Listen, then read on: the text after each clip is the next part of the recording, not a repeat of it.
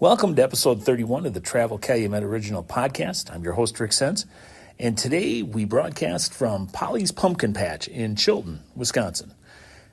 The Wisconsin Agricultural Tourism Association, also known as WATA, and Wisconsin Farm Bureau Federation's Gather Wisconsin played host at Polly's today for ceremonies celebrating Wisconsin farm families, which have been chosen to drive excitement for the 2025 draft to be held in Green Bay, Wisconsin next spring.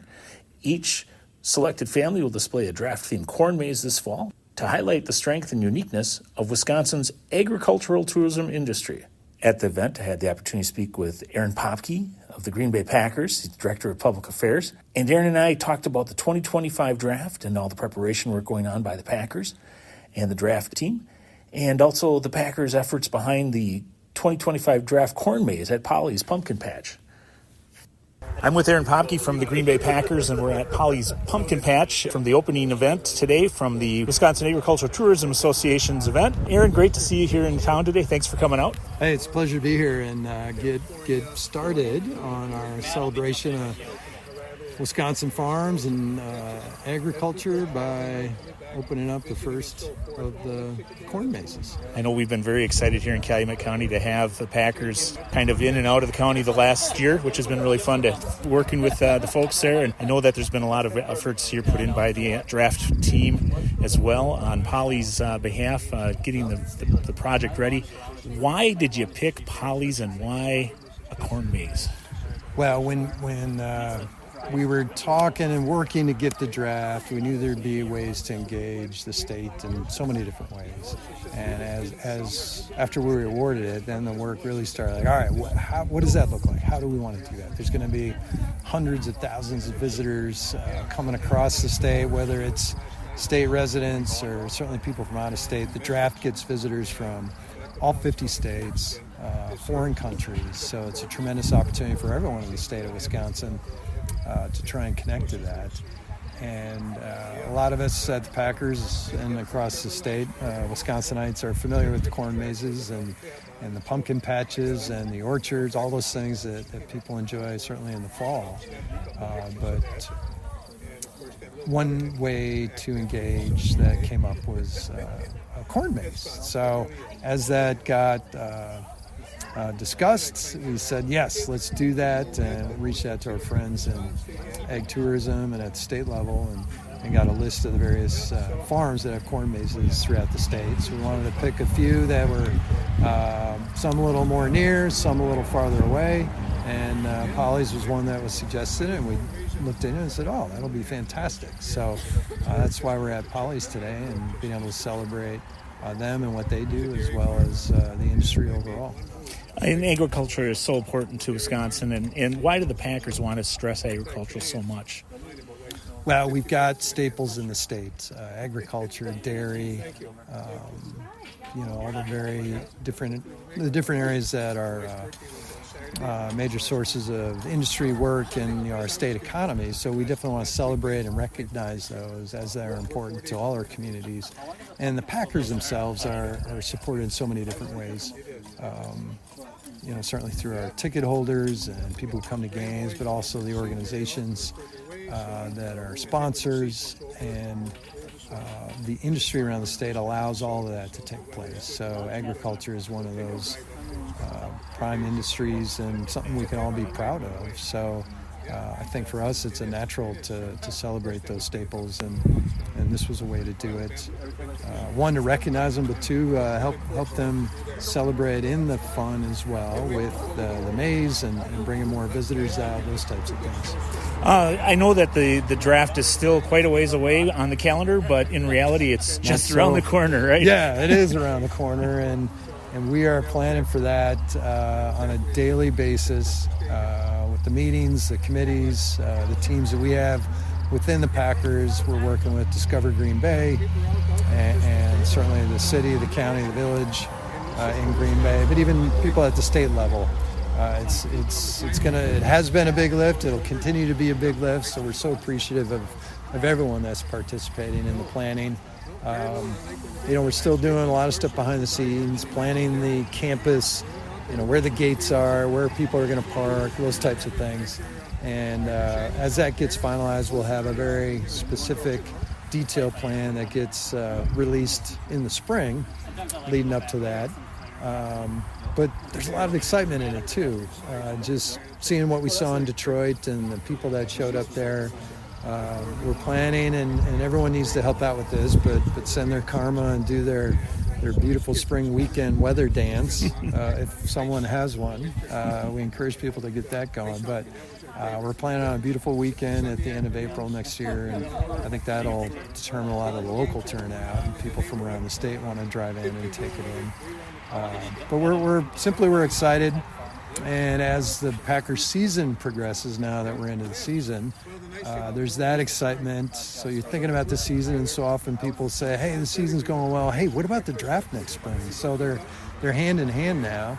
And boy, wouldn't it be fun to be coming off a really fantastic football season and having that excitement carry over into spring and April for the draft. There was an event earlier this summer in Brilliant at the Aarons Nordic Center as well.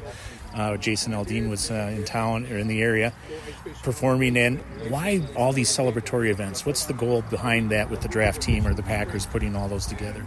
Well, it's to continue to build energy around the draft. It's such a big event in and of itself. So the ways we can connect to it and let people have some fun.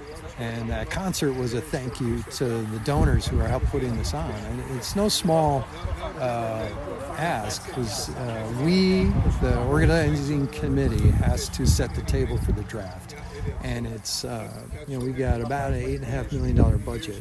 The Packers are a supporter and contributor there, but we've got great staple businesses and organizations in Wisconsin that are contributing to that, because they know it's going to take a lot of support to do it. They recognize it's a big opportunity for us and want to support that. So that event was to celebrate them and thank them, and again, just to build on the energy that people have toward the draft. So what is keeping you and the Packard organization up at night at this point?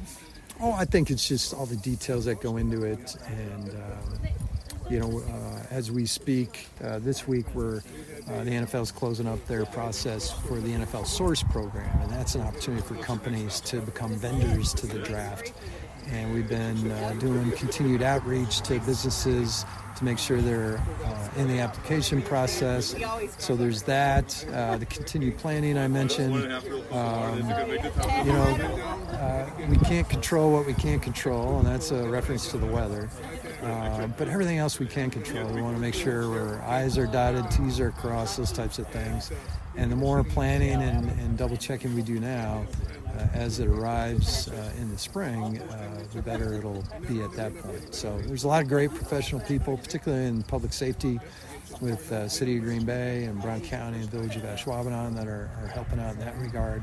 But all the travel and tourism people around the state that are helping their communities get ready to engage, that's important. So there's a lot of details that, frankly, we expected but didn't appreciate at the granular level, if you will, that go into the planning.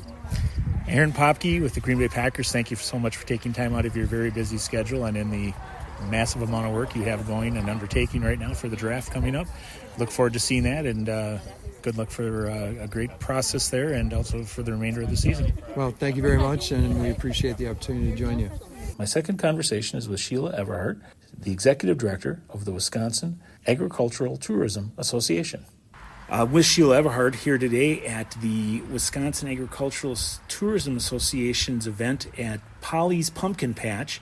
And Sheila, can you maybe talk a little bit about the event today, why it was held here, and what's being recognized today? We're so excited to be here at Polly's Pumpkin Patch because Polly and Gary were one of the 4 farms in Wisconsin that were selected to have the opportunity to have a draft, a 2025 draft-themed corn maze. So all 4 of the farms in the state of Wisconsin are Wisconsin Farm Bureau Federation members and also Wisconsin Agricultural Tourism Association members. So we came together to support and promote Wisconsin agriculture across the state, but also to promote these 4 agricultural tourism destinations as well as all of our Wisconsin corn mazes across the state of Wisconsin. Wisconsin has some of the best corn mazes in the Midwest, and because of that, the Wisconsin Agricultural Tourism Association and Gather Wisconsin are hosting a Wisconsin Maze Challenge. So what we ask you to do this fall through October 31st is visit an agricultural tourism destination, experience a corn maze, take your picture, post it on Facebook or Instagram, and tag WATA Maze. WATA, tag WATA Maze, to have an opportunity to win some amazing prizes. So once again, the Wisconsin Corn Maze Challenge, tag WATA Maze for your opportunity to win prizes. All right, thanks, Sheila, so much. Look forward to seeing you more at some more of these type of functions as we go forward. We appreciate Travel Calumet County for being a strong Wisconsin agricultural tourism member and partner, and we appreciate everything that Rick does. Have a great day, Rick. The third conversation was with Gary Juckem and Polly Roland, owners of Polly's Pumpkin Patch in Chilton. Okay, Polly, we're at the WATA event that we just completed a few moments ago, and really perfect day for that event.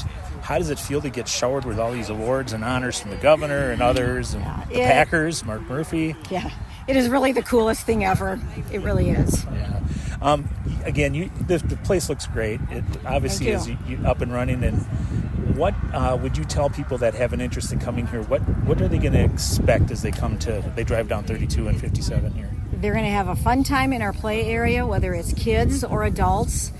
The corn maze is amazing. We have 2 games to play in the corn maze, in the easier section and the harder section. It's a lot of fun. Some people say, what happens if I can't find my way out? Well, we give you a phone number to call in case you can't find your way out. And there's just lots of fun things to do. You can pet all our farm animals and just have a good time. There's donuts. We do apple cider and pumpkin donuts, which are fantastic, and we do pies. And I have to interrupt there because Gary, your husband, is standing off to the side here eating one of those wonderfully smelling donuts on that. Gary, how does the donut taste? Terrible. Okay. Well, Gary's a man of few words, so I'm very appreciative of the fact he did that, but I'm going to see if I can get him to answer one quick question for me. Gary, with all that's going on, what has been the most exciting thing for you so far with this whole Packer corn maze? Well, the Packer maze and any maze, actually, for me, every year, the enjoyment the kids get out of the place. That's the most exciting thing of this year. When they go home, they're tired, they're wore out, you know they had a good time. That's what it's all about, having a good time, making a memory. Great. I hope you enjoyed the podcast. Thanks for listening.